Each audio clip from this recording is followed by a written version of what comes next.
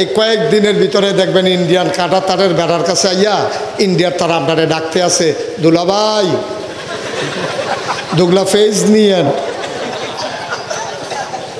খেলা শুরু হয়ে গেছে, পচা শুরু হয়ে গেছে। ডাক দেখো দুলাভাই দুগলা ফেজ নিয়েন। আমরা বলবো নিহি খায়েঙ্গে শহীদ তলে। আমাদের জমিনগুলোতে একটু পেঁয়াজ লাগাই, আমাদের জমিনগুলোতে একটু রসুন লাগাই, 1 ইঞ্চি জায়গাও ছেড়ে না দেয়।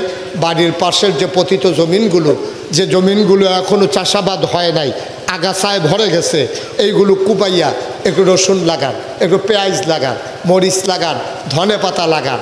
আপনি নিজের জমিনের ফসল নিজে খান, আর কিচ্ছু হোক আর না হোক, অন্তত ইন্ডিয়ার তারা পেঁয়াজ দেব না এই কথা বলে আর ভয় দেখাইতে পারবে না, ঠিক কিনা? তারা তো ফুজি একটাই, তারার ফুজি হলো পেঁয়াজ, রসুন, আলু, আদা, এই 4টা লইয়া ডিব্বা যেমন বইয়া রয়েছে। বাংলাদেশের তারা বেশি লড়বা চড়বা, পেঁয়াজ বন্ধ, আলু বন্ধ। আমি বললাম বেটা, পেঁয়াজ কি রাইখা দেওয়ার জিনিস? 1 বছরের থেকে আরেক বছর যায়, পয়সা যাবে না পেঁয়াজ, আলু পয়সা যাবে না। আমি পত্রিকায় দেখলাম ইন্ডিয়ান কৃষকরা মিছিল বের করেছে, আমাদের পেঁয়াজগুলা, আমাদের আলুগুলা রপ্তানি করতে দাও, নাইলে আমরা রাস্তায় বসে যাব, আমাদের এগুলো পচা শুরু হয়ে গেছে।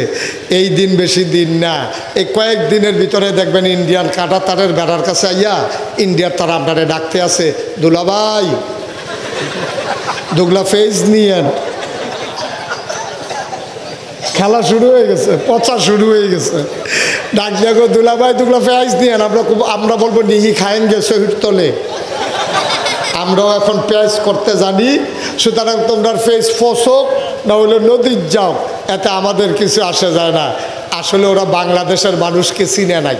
যেই বছর ওরা বলছিল যে পশু গরু আর পাঠাবে না আমার দেশের যুবকেরা, তখন গরু পালন শুরু করলো, বিভিন্ন খামার করলো। সমীক্ষায় দেখা গেল কুরবানি দিয়া আমরা গরু আরো বেশি হয়েছে। সুবহানাল্লাহ বলেন না? তা আজকে যদি এখানে যারা আছি আমরা, একেবারে বুড়ার থেকে আরম্ভ করে এবারে থেকে আরম্ভ করে ওখানে তে পর্যন্ত সবাই যদি নিয়ত করি যে একটু পেঁয়াজের চারা লাগায়, এখন কিন্তু পেঁয়াজের চারা পাওয়া যায়।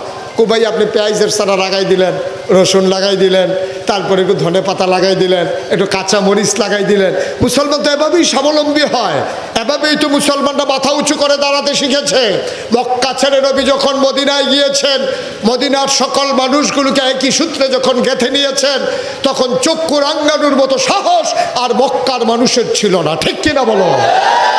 যাও একবার চোখ রাঙ্গানি দিছিল বদরের যুদ্ধের সময়, ওরা গেল 1000, আমাদের লোক হলো 313 জন। এমন কচুকাটা করলো, 70টারে কুবাইয়া 2 টুকরা করে লাইছে, আর 70টা বাকি দিছে দৌড় দিছে, পিছন দিয়ে যে ফাতলা ফাতলা কূপ দিছে, কোনোটার ঠ্যাং নাই, কোনোটার ফাও নাই, কোনোটার হাত নাই, কি একটা কারবার চাইতে আছে, ও মাগো কইয়া বাহির দিকে কোনো মতে পড়ছে। আমরা তো সেই মুসলমান, ঠিক কিনা বলো? সুতরাং মুসলমান কখনো পরাজয় মানে না, মুসলমান কখনো পরাভব মানে না। কিন্তু আমরা 250 কোটি মুসলমান থাকার পরেও আজকে কেন কাফেরেরা আমাদেরকে চোখ রাঙ্গায়? কারণ হলো একটাই, আমাদের কোয়ান্টিটি আছে, আমাদের কোয়ালিটি নাই।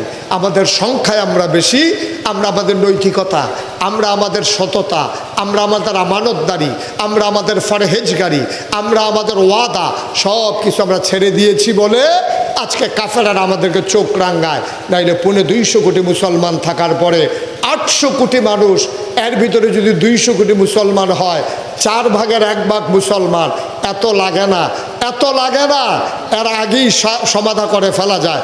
আসুন আবার সবাই মাথা উঁচু করে দাঁড়াই, বলিষ্ঠতার সাথে নিজেকে তৈরি করি, নৈতিক মানে উত্তীর্ণ হই, সততায় উত্তীর্ণ হই।